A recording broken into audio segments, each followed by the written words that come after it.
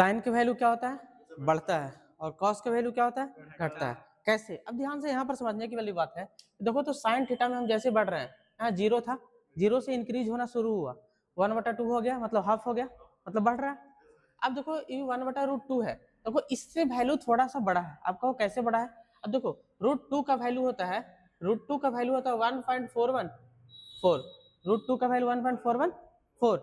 अब देखो 1 में हम इससे भागा देंगे 1 इतना से, तो देखो जब हम अगर हाफ से भागा देते हैं, लेकिन वहाँ 1.4 से भागा दे रहे हैं, 1 से कुछ ज्यादा वैल्यू है, ठीक है, उससे भागा देते हैं, तो इससे हाफ से थोड़ा सा इसे ज्यादा आता है, थोड़ा ज्यादा आता है, इसका मतलब ये भी बढ़ते चल रहा है। और √3 का वैल्यू होता है, √3 का वैल्यू होता है 1.732, 1.732, नीचे कितना 2, नीचे कितना 2। अगर ये 2 से भागा देंगे तो मान के चलो इसको पूरा पूरी एवरेज करके राउंड ऑफ में मान लेते हैं 1.8, 1.8 मान सकते हैं राउंड ऑफ में। क्यों मान सकते हैं? क्योंकि 1.732 इस तरीका का बढ़ते जा रहा है, बढ़ते जा रहा है, तो इसको हम यहाँ पर 8 कर देते हैं, कोई दिक्कत? देखो तो 73 है तो मोटा मोटी 80 मान लेते हैं, और 80 मान लिया तो इसको 2 से भागा देंगे, देखो तो 18 के 9 मतलब 0.9। इसका मतलब है कि देखो आधा था, मतलब 50 था, 50 से थोड़ा सा बढ़ा, और देखो तो थोड़ा सा और बढ़ के 0.90 के करीब आ गया, तो फिर से यहाँ पर बढ़ते जा रहा है, और 90 से फिर 100 मतलब 1 पहुंच गया। तो इसका मतलब है कि साइन थीटा का वैल्यू क्या होते जाता है, बढ़ते जाता है। साइन थीटा का वैल्यू हमेशा बढ़ते जाता है, यहाँ तक कोई दिक्कत नहीं। अब आइए कॉस में, कॉस में वही वैल्यू क्या होता है, इधर से अपोजिट लिख दिया जाता है, और कॉस का वैल्यू हमेशा घटता है, कॉस का वैल्यू हमेशा, साइन का वैल्यू हमेशा, साइन का वैल्यू हमेशा, कॉस का वैल्यू हमेशा। आप देखो जो चीज ऊपर में लिखा हुआ है वही चीज को रिपीट किया गया है। आप देखो ना ध्यान से, देखो 1 इधर से था, तो देखो 1 सबसे बड़ा ये था, तो सबसे वाला बड़ा, फिर ये था ये वाला, फिर ये था ये वाला, फिर ये था ये वाला, फिर ये था ये वाला। जो पहले बढ़ रहा था उसी को हम जब अपोजिट में लिख दें तो वो कुछ घटवे ना करेगा। याद रखना ये कि कॉस का वैल्यू हमेशा घटता है और साइन का वैल्यू हमेशा बढ़ता है। अब और नीचे tan थीटा में जब आएंगे तो tan थीटा में यही वैल्यू क्या हो जाएगा, जो जीरो में 1 से भागा देंगे, जीरो में 1 से भागा देंगे तो 1 आ जाएगा, जीरो में 1 से भागा देंगे तो 1 आ जाएगा, है ना। अब देखो समझने वाली बात क्या है, अगर जीरो में 1 से भागा दिए तो इसका वैल्यू तो 1 आ गया, 1 आ गया कि जीरो, इसका वैल्यू जीरो आएगा, जीरो में 1 से। अब देखो 1/0 इसका वैल्यू क्या होगा, इन्फिनाइट, पिछला क्लास में भी बताए थे। क्योंकि 1 में जीरो से भागा दे रहे हैं, जीरो है जो होल नंबर है, और होल नंबर जीरो से शुरू होता है इन्फिनाइट तक जाता है, और इसको इसका मतलब है कि इसका नंबर आगे बढ़ते जाएगा, ठीक है।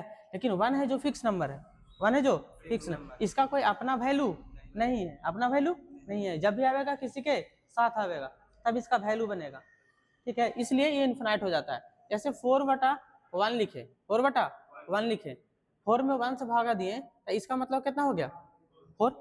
तो उसी बतिया को अगर हम 0/1 लिख दिए, 0/1 लिख दिए तो कितना हो जाएगा जीरो। इतना समझ में आ रहा, कोई दिक्कत नहीं। अब वही चीज है कि 0/1 में जीरो को 1 से भागा दिए तो कितना हो गया जीरो, ऊपर वाला। अब देखो यहाँ पर देना 1/2 है, 1/2 है, 1/2 है, और हम भागा दे रहे हैं √3/2 से, √3/2 से, तो 2 से 2 क्रॉस हो गया, 2 से 2 क्रॉस, तो 1/√3, 1/√3, 1/√3। आगे बढ़िएगा जब आगे बढ़े तो इसमें हम आ रहे हैं, देखो तो 1/√2, 1/√2, यहाँ पर ध्यान दीजिएगा, अगर हम लिख रहे हैं 1/√2 और फिर 1/√2 से भागा दे रहे हैं, डिवाइड दे रहे हैं, तो √2 से √2 क्रॉस हो गया, 1 से 1 बच गया, तो कितना बच गया 1, कोई दिक्कत, कोई दिक्कत नहीं। अब यहाँ पर आइए √3/2 है, अब यहाँ पे आते हैं √3/2 और 1/2 से डिवाइड दे रहे हैं, 2 से 2 क्रॉस, कितना बचा √3, कितना बचा √3, कोई दिक्कत नहीं। अब यहाँ पे आते हैं 1/0, अभी ये चीज हम समझाएं, 1/0, और 1/0 में जब भागा देंगे तो वो इन्फिनाइट हो जाएगा।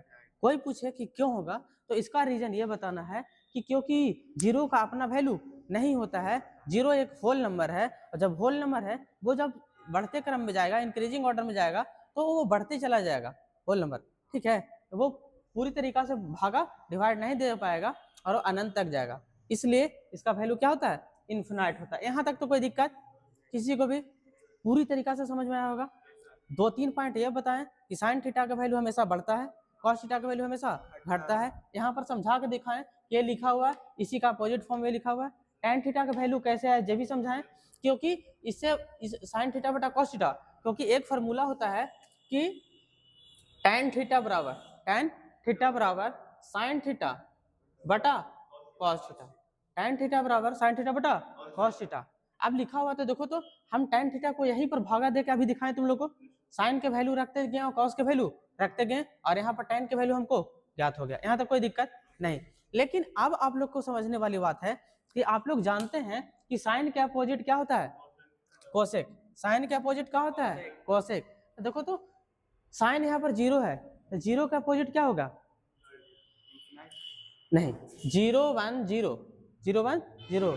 अब देखो यहाँ पर हम लोग बढ़ते चलेंगे, यहाँ पर हम लोग बढ़ते चलेंगे, 0 1 0 इन्फिनाइट 1 0। अच्छा, अब देखो यहाँ से 0 और यहाँ पर कुछ नहीं है तो इसका वैल्यू इनडिफाइंड।